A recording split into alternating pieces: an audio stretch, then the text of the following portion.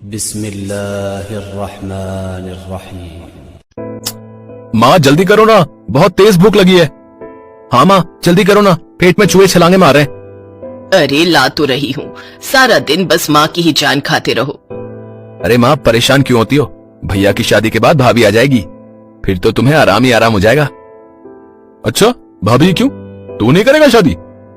अब कोई अच्छी लड़की मिल जाएगी तो जरूर करूंगा, पर पहले आप तो कर लो। हाँ हाँ मैं भी देखूंगी, बीवियों के आने के बाद तुम दोनों उन्हें कितना परेशान कर पाते हो। हाथ में सब्जी का डोंगा लाते हुए उमा ने कहा, तो उसकी बात सुनकर उसके दोनों बेटे मुस्कुराने लगे। इसके बाद सुशील और अनिल दोनों उंगलियां चाट चाट कर खाना खाने लगे और फिर अच्छा एक बात और है माँ, तुम्हारे हाथों का जो स्वाद है ना वो कहीं और नहीं। रहने दे, बड़ा आया, जब तेरी बहू आ जाएगी तब पूछूंगी कि किसके हाथों का स्वाद ज्यादा अच्छा है। वाह माँ वाह, क्या बात कह दी। ओए तो चुपचाप खाना खा, ज्यादा बोलेगा ना तो तेरी शादी पहले करा दूंगा, समझा? सुशील की इस बात को सुनकर उमा सोच में पड़ गई और फिर उसने कहा, वैसे आइडिया बुरा नहीं है। मतलब कौन सा आइडिया माँ? अब अनिल भी तो अब शादी के लायक हो ही गया है, ठीक ठाक कमा भी लेता है, तो तुम दोनों की शादी एक साथ ही करा देती हूँ। अरे अरे ये बात कहाँ से आ गई? शादी की बात तो भैया की चल रही है ना, तो उन्हीं की कराओ, मुझे इस पचड़े से दूर रखो। और वैसे भी मैंने सुना है। क्या सुना है तूने? अरे मैंने सुना है भाई तभी तक भाई को प्यार करता है जब तक वो पति नहीं बन जाता। एक बार बेबियां आ गई तो फिर तो रायता ही फैलता है। क्यों माँ? ऐसे कैसे, मैं तो हूँ ना सब कुछ समेट कर रखने के लिए। उमा ने ये बात यूं ही नहीं कही थी। काफी सोच विचार के बाद उमा कुछ दिनों के बाद ही दो सुंदर बहुओं को अपने घर ले आई। अपने दोनों बेटों के घर बसाकर वो बहुत खुश थी, लेकिन ये वाकई इतना आसान भी नहीं था। अभी असल रायता तो फैलना बाकी था। कुछ दिनों तक तो सब ठीक चला, लेकिन फिर एक दिन, सुनो जी मुझे आपसे एक बात करनी है। क्या हो गया, बोलो।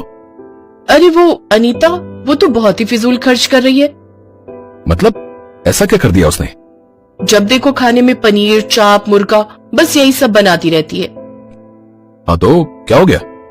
हुआ ये कि जो राशन 5-6 हजार में पूरा हो जाना चाहिए था, मैडम की वजह से 12-15 हजार तक पहुंच रहा है।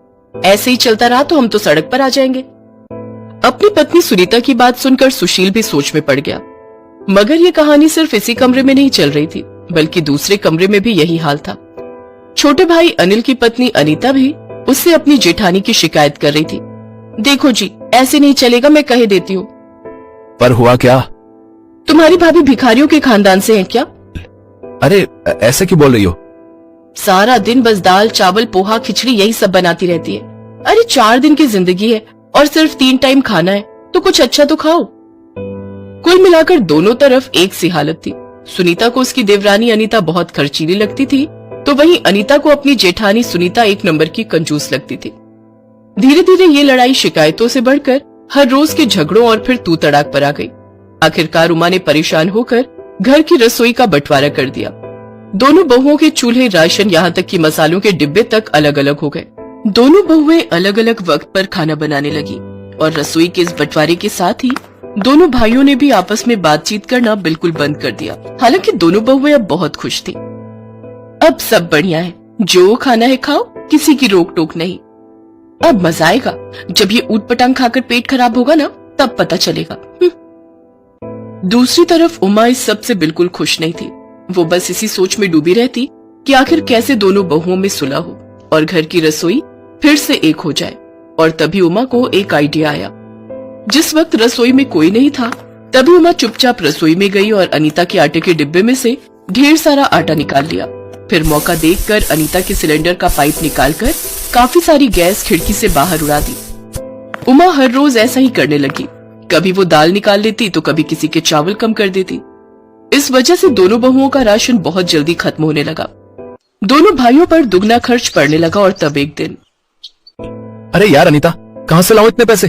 भला ऐसा भी क्या बनाती हो रोज जो महीने का राशन 15 दिनों में ही खर्च हो गया? अब ऐसा करो, तुम रहने दो, अम्मा ही रसोई चलाएंगी, तुमसे नहीं हो पाएगा। उधर घर के दूसरे कमरे में भी कुछ ऐसा ही हाल था। एक तो सारा दिन खिचड़ी और दाल चावल खाकर मैं खुद पक चुका हूँ, और उसमें भी तुम्हारी रसोई में राशन इतनी जल्दी खत्म हो जाता है? सिलेंडर पर सिलेंडर भरवाई जा रही हो। बस अब बहुत हो गया, तुम्हें अपने मायके जाना है तो जाओ, यहाँ एक ही रसोई चलेगी और उसे मेरी माँ चलाएंगी, समझी तुम? उमा का तरीका काम कर गया था। दोनों बहुओं को जब कुछ समझ नहीं आया तो दोनों ने हार कर एक दूसरे से सुलह करने का फैसला कर लिया, क्योंकि वो दोनों एक दूसरे को तो बर्दाश्त कर सकती थी, पर अपने पतियों की नाराजगी वो नहीं झेल सकती थी। और इस तरह उमा की रसोई में खिंची लकीर मिट गई और दोनों बहुएं मिलजुल कर अपनी एक रसोई चलाने लगीं।